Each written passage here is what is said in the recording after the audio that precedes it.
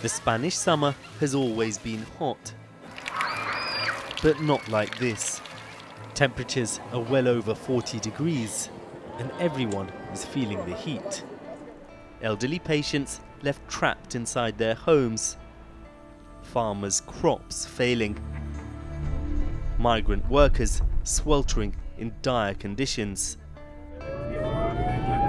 And hundreds of premature deaths. We're in Seville, where the fans aren't just part of the flamenco performance. Only a few tourists dare venture into the afternoon sun. New laws restrict working outdoors. This is Spain's hottest city. Pues mira, vamos a casa de Pilar. Pilar es una señora mayor que vive sola. We're following nurse Maria Jose. Ya, perfecto, gracias, guapa. She's part of a health program checking up on vulnerable patients affected by the extreme temperatures. Tienen una casa muy bonita. ¿Verdad? ¿Te gusta? Muy encanta. Pues vente a vivir conmigo. Pilar can't leave her home most of the day, and neither can her friends. Her age means the heat poses a risk to her life. But being stuck inside alone takes a toll too.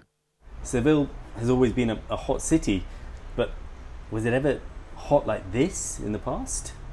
No, hemos tenido 38, 39, pero pasar los 40 muy poco, muy poco. Pero este año es para matar a cualquiera. ¿Y con el calor no se puede salir tanto? No, ¿dónde voy a ir? Sevilla se vive muy bien porque la gente es muy guay. Muy guay. Pero dentro de la casa es Dentro de la casa es la tele y la soledad. Seville was the first city in the world to last year begin classifying heat waves by name, an indication of how seriously they're taking the threat. Often we think of rising temperatures as uncomfortable, as unpleasant, but heat waves in Europe have already been linked to the deaths of thousands of people. Because the vast majority of the victims are older though, because they would have already been suffering from pre-existing medical conditions, it can be really hard to fathom just how deadly climate change has already become. This year has been the hottest since records began in around a third of Spain's provinces, the second hottest in many others. Average temperatures up to 3 degrees higher than normal in some places.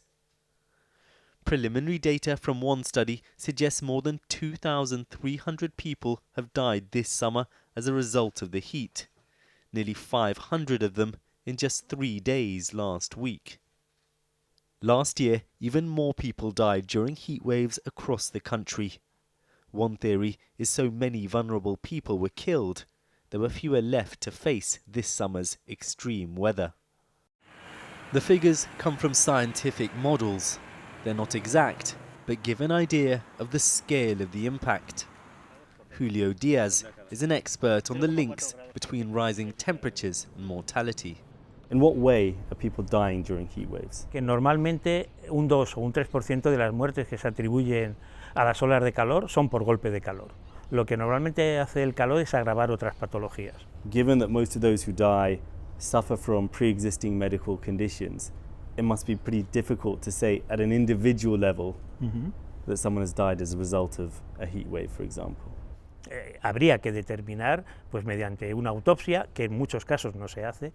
El calor es, digamos, el último eslabón de una cadena que hace que una persona que tiene una patología de base, pues esa persona empeore su estado y muera. 90-year-old Encarnacion was living in a nursing home in Madrid. Her son, Juanjo, would visit every day, bringing along her favorite chocolates. Debería ser difícil ver todas las fotos así, ¿eh? Te da mucho cariño, lo que pasa es que también te da mucho coraje, ¿no? In June, temperatures were soaring, but relatives say in parts of the nursing home, the air conditioning wasn't working. Encarnacion was rushed to hospital.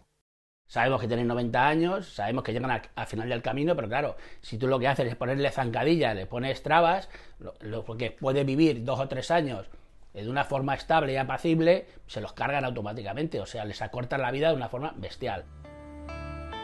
It's not just lives that are affected by the changing climate here, the land is too. Right now, we're in a province called Jaén. It produces around a fifth of the entire world's supply of olive oil, or at least it used to, because for the past 2 years, there's been a severe drought here. These trees might look green, but they've stopped growing olives.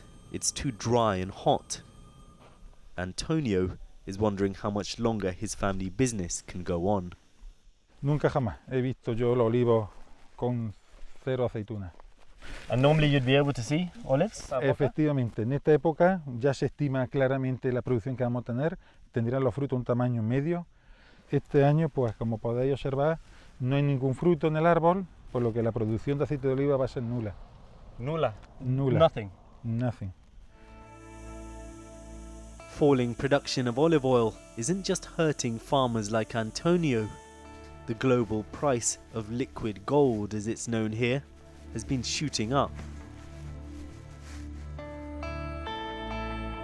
Drought and heat are hitting crops in the so-called Sea of Plastic too. Rows of greenhouses in the province of Almeria, so large they're visible from space.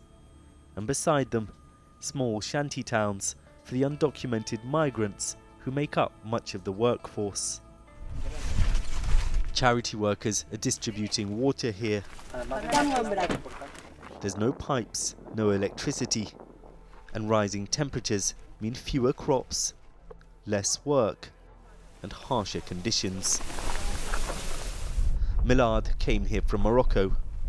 Others are trying to adapt to the heat waves, but when you live in a tent, there's not much you can do. Cuando calor, mucho difícil. Más difícil, todo difícil. Nunca vivir como esto. Cuando dentro aquí de España vivir con el plástico. The costs of climate change are becoming increasingly clear. The heat is going to affect more and more of us. Lives are changing, and without drastic action, many more will be lost.